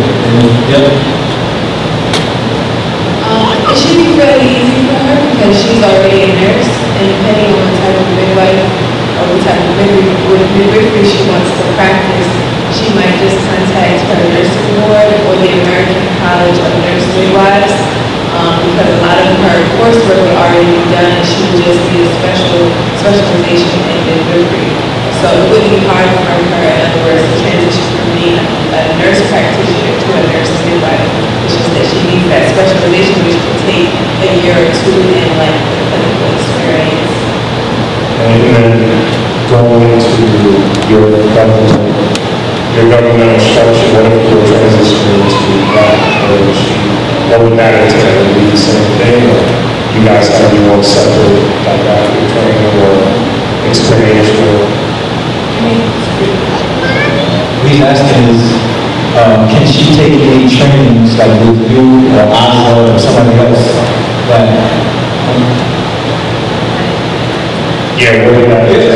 He's asking outside of, those specifications that she mentioned, do we have anything with people that can give her some trainings? Right, and is it in line with what you just mentioned, or is it completely separate? I think if her objective is to be a midwife, I think the best bet is for her to go that route as far as getting specialization in midwifery. And once she has the technical experience, it's easy for her to do all these other things, because the programs that exist in the government are more so for birth attendants, more like doulas, people with birth who don't have the technical or medical experience to actually manage your birth. So she has an advantage. Thank you.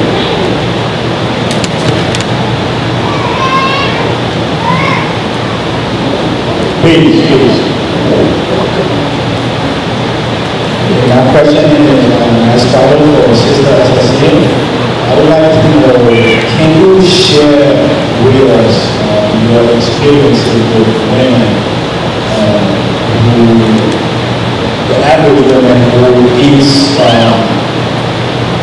everything in the book, compared to other women that have more, or I would say, A or B-class diet, as far as the pain level? Because my study shows that the birthing process is not supposed to be as painful as we think.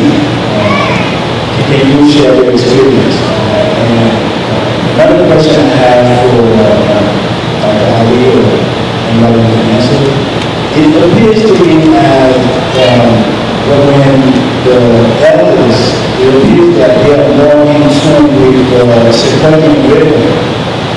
If aging has to do with what we put in our mouth, how come as they get older they require less sleep? Because most of the older people that I know, they don't sleep that much. About 4 or 5 o'clock, they are up, they are more, you can see them, but they are more in tune with the circadian rhythm, no matter what their diet is like.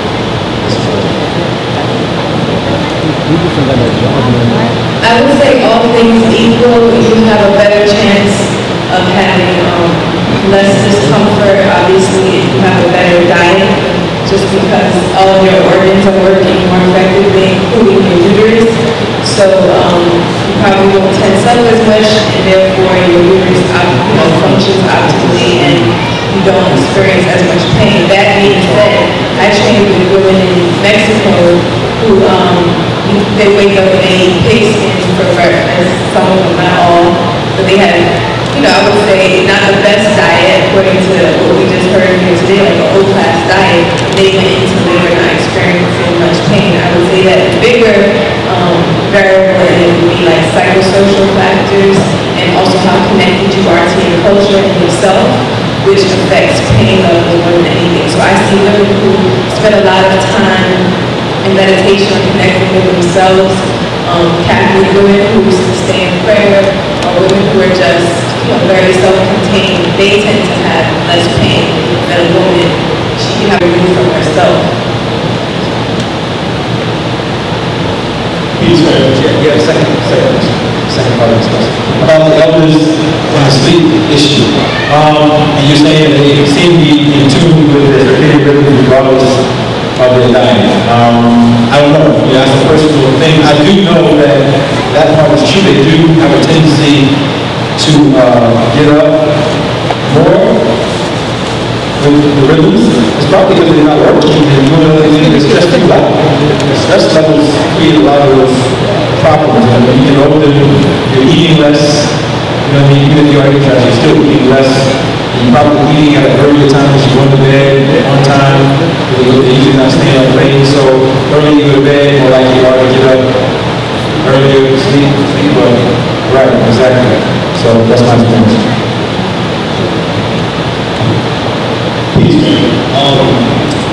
Two difficulties I have. First one being, for somebody who might be on a class C or D diet who has cavities, what would be a way to remedy that? And I wanted earlier to touch on hygiene, like what should we be brushing our teeth, what should we be brushing our teeth, or things of that nature. I just wanted to elaborate on that. And secondly, I myself am a Scorpio, and I have asthma, so-called asthma. Since I'm a Scorpio, what would you recommend my person to remedy that? On the asthma, that's the wrong issue. Yeah, I got the whole chart, but that's the wrong issue. So you deal with the things that affect the lungs. Any levels of smoking, any historical issues with weakness of lung issues in your family need to be looked at, and then doing the things that improve the lungs, and the lungs correspond to third polarity, Gemini, which is how you communicate, thinking, those things, Mercury, all of those things. Make sure the things are in line, because if there's restriction in your lungs, there's restriction in that area of your life, and how you deal with that area of your life. And I'll let the others answer the last question. As far as dental hygiene, I would recommend utilizing the device called the water pick, and it shoots like a stream of water into your, into your teeth and get rid of plaque, and also strengthens your lungs. As far as the past 2 years, I've pretty much used bottles of baby soda to brush my teeth. I had really success with that. I had bad hair, I've had like I've been using baby soda. You can also use herbal tooth powders that some people that find in public places. But I've had really success with just the baby soda. And as far as sensitivity, I would definitely recommend using the water. Avoiding anything that would be form of processed sugars or refined sugars. Even if it's like a natural kind of organic sugar, it's still very important. Even dates, if you were to buy this from hand-dried dates, you can already see that the therapy that you use with the water jets will bring the system to sensitivity and also just monitor what you consume. And if you're going to use a traditional toothbrush, I would recommend getting one that has a wood handle, and you also have the PDA with this few plastics. Or you just want to find a natural cheese that find those that are really consistent.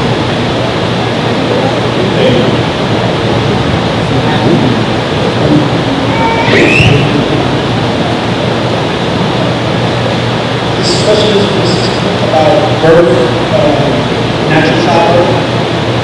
When you're breastfeeding and, breast milk, the difference between the breast milk, regular fresh fruit juices, and alkaline water for your child, which is when can you do it? Do you do it by stages, or can you actually just give the child instead of breast milk, fresh fruit juices, or can you on a natural childbirth, you're raising a child? How do you, or feed? why would you not, like, is there a reason? Are you asking like supplementing, or is it a better option? Well, I'm asking, what is the optimal option? Restroom, like without question, there's nothing else that's good for a child besides breast milk. If there was an issue where she couldn't produce breast milk, the next best thing I would say would be like coconut water or anything derived from coconut, because it has similar, compounds and composition as breast milk. But breast milk, number one. At that particular stage when you stop breastfeeding, what do you give them then? What would you give them then? I would say fruits. Fruits is the best thing to transition, like pureed fruits. I don't want to contradict anything that the brothers have said, but whatever acceptable fruits there are, I would say puree those. What about when can you give that to a child? Water you can give between 4 and 6 months. Again, coconut water is good. I think coconut water is great. I always think coconut water is best because it's very hydrating and also has that fat content that baby will need. Fresh coconut water. There was, as far as the genetic codes that make your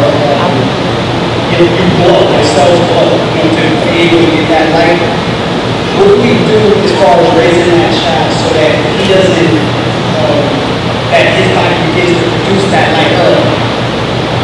Everything that you said, if you want that child to have the optimal physical characteristics that make him or her limited, get him away from what we've been raised on. And breastfeeding, co-breeding, I got a preconception.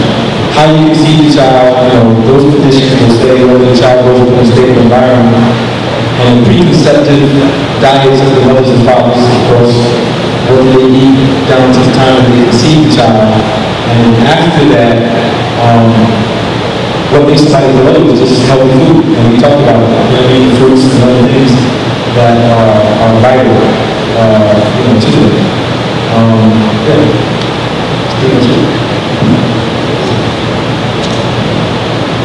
I thought you were going to talk about some stuff. I grew up in the islands, right? We used stuff like sea moss. I didn't hear you all mention anything about using the food from the sea. And the next question, what about beets? Like back in the island, we use the beets and the beet stuff. Beets, like beetroot? Oh, beets. Yeah. Well, first the question was on the sea vegetables. Yeah, like we use something like very called seaweed, and we take a lemon and squeeze it and wash it out. Throw one more on it, raise it, and we use that as a food. Now we see that a lot of results using it as a food.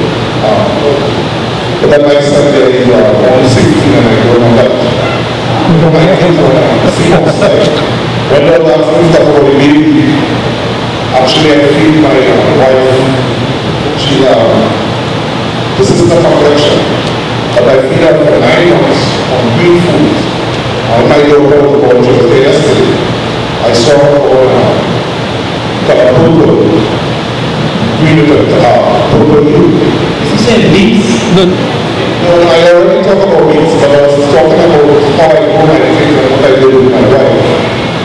And I didn't still mention about food only, but I know from experience, I fed my wife for 9 months on green food. And when my daughter was, she was darker than anyone in Europe. Yeah, she had a purple hue. Born with a green hue. And she was able to be moving already when she come out of my wife. I saw a little, so I wanted to get up. I saw you talk about the melanin and the foods, but I fed her green foods and Irish moss, and I saw how my daughter turned out. And even though while she was growing in the house, she's the first person, I didn't send them to like religious organization and stuff like that. And one day I saw she was speaking to my wife, and she said, white people need dog, are they weak? But I just got a her root and how she questioned things. And how I grew up, they grew up like feed my wife first.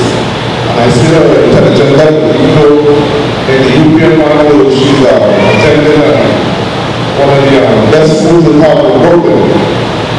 And she was one of the first students in Turkey. And as an intelligent factor, thinking for herself, I see how her ways after I didn't have a food diet, or my wife wasn't on a food diet.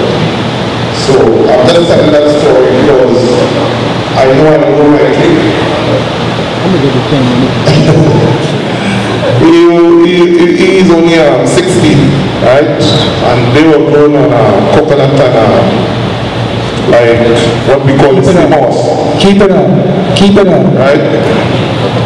So my main question was asking about being from the island too. What about the wrong foods we were using in the islands? Is it wrong to eat those wrong foods? Wrong foods, root foods. Okay. Well, the first thing is, where are you from? Trinidad. All right. So you growing up is pretty much the toxicity in the atmosphere in New York and these cities here is completely different. And you're living in the place where we're supposed to live. We're outside of that right now. So that's a huge factor when you deal with UVB radiation in that belt as opposed to what we're getting in these areas, which is areas that we only came to visit on this planet. We never anchored ourselves in these places. We're not supposed to be living here right now, but by circumstance we're living here. Second thing is everything that you're feeding them, as you mentioned, is proper. There's nothing wrong with those things. And we also need to understand that if you look across this room, when we say melanin, not some people can have more skin melanin and less melanin in other internal parts of their body. Some people have more internal melanin and less skin melanin. Some people have more skin melanin and less internal melanin. And there's factors that contribute to that, where the melanin will surface. So that's a whole, that question is technical.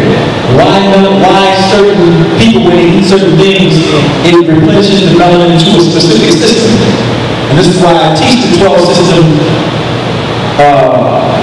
way that I teach it, because it will show where disease will manifest from your birth chart, where you have the most melanin, and I can look at your birth chart and tell you. So you see what I'm saying? So it's a technical thing, but everything that you were saying is right. Now, as far as brown food, rhizobium. Rhizobium is a fungus that is found in those brown foods, but you find it in something like ginger. But the issue is the melanated body with enough carbon compounds can rid itself of the rhizobium and get the nutrients from those roots. So being in a bioenvironment where your diet is predominantly healthy, and taking those roots is not going to ever have an impact on you because you have the constituent things to detox those small problematic things. The problem here is we're on the other side of the boat where we have mostly toxins and we're taking these other things in and we're not detoxing that regular toxic diet as well as the brown food. You follow me? So it's a cultural issue, but those funguses are still there in those brown foods. Our body just has a way of getting rid of them, and we're in that UVB radiation belt, and we're eating these tropical foods, and it's making it very easy for us. Those things don't even come as a problem for most of us who are not, eating the things that are problematic in those areas. And one thing I would like to add is, as far as using examples, as far as health, I think that what my partner and I are doing here is we're setting a standard, because there is previously no standard to gauge how a person, because I'll give a person that. When I went to Jamaica for the first time in 2008, I considered myself to be in optimal shape. And when I went down there, I was pretty much, I had already been a vegetarian for a short while at that time. And I had noticed that the skin of the young men down there, the young women down there was vastly different from mine. Their skin was tougher, it was thicker, you could go barefoot, their feet would get cut apart. And they were just built vastly different from myself. And I was really muscular. I felt that I was fit, but there's a different standard of health that you get in the tropics. And you basically, because of the environment, that environment, because of the radiation, the UV radiation, as well as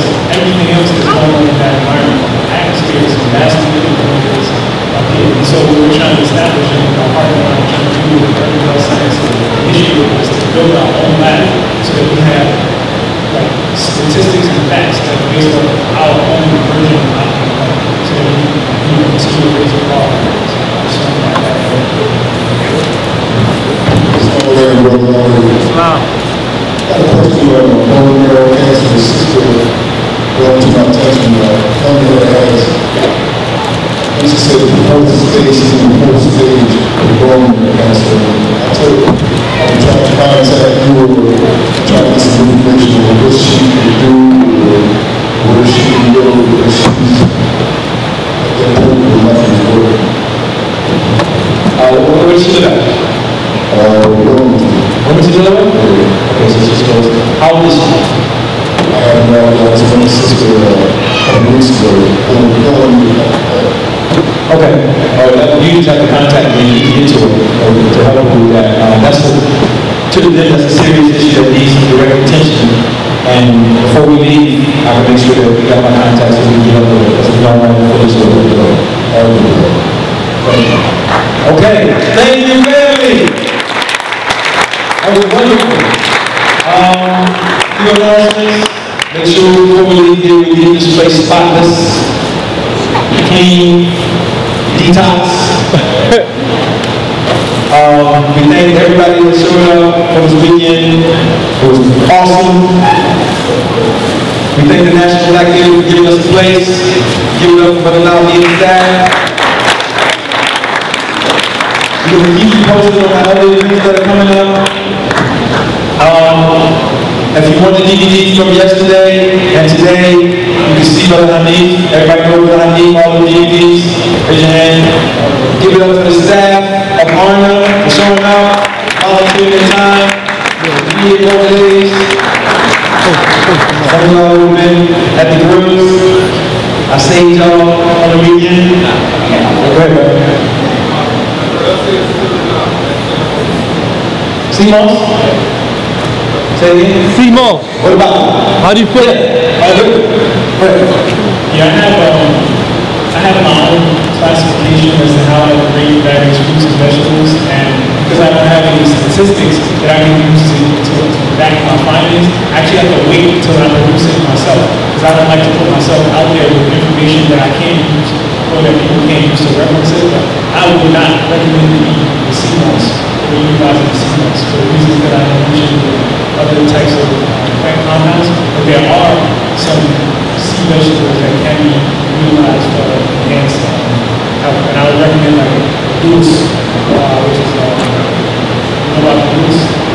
So I would recommend that over sea. No, I don't recommend that. But I'll get into that pretty much for the advanced aspects of my diet much later on in the future when I have statistics or at least studies to deal with that statements. Because I know that we get a lot of trouble when we're trying to push the bar. Like Ali and myself, when we try to push the bar, we get a lot of flack when people are practicing things, set in their ways. But what I like to do is I like to substantiate anything that I say with some sort of Urban. Oftentimes I heard. Urban Health Science Initiative. Urban Health Science Initiative. Oh, yeah. I can't hear you. Here's what we'll do.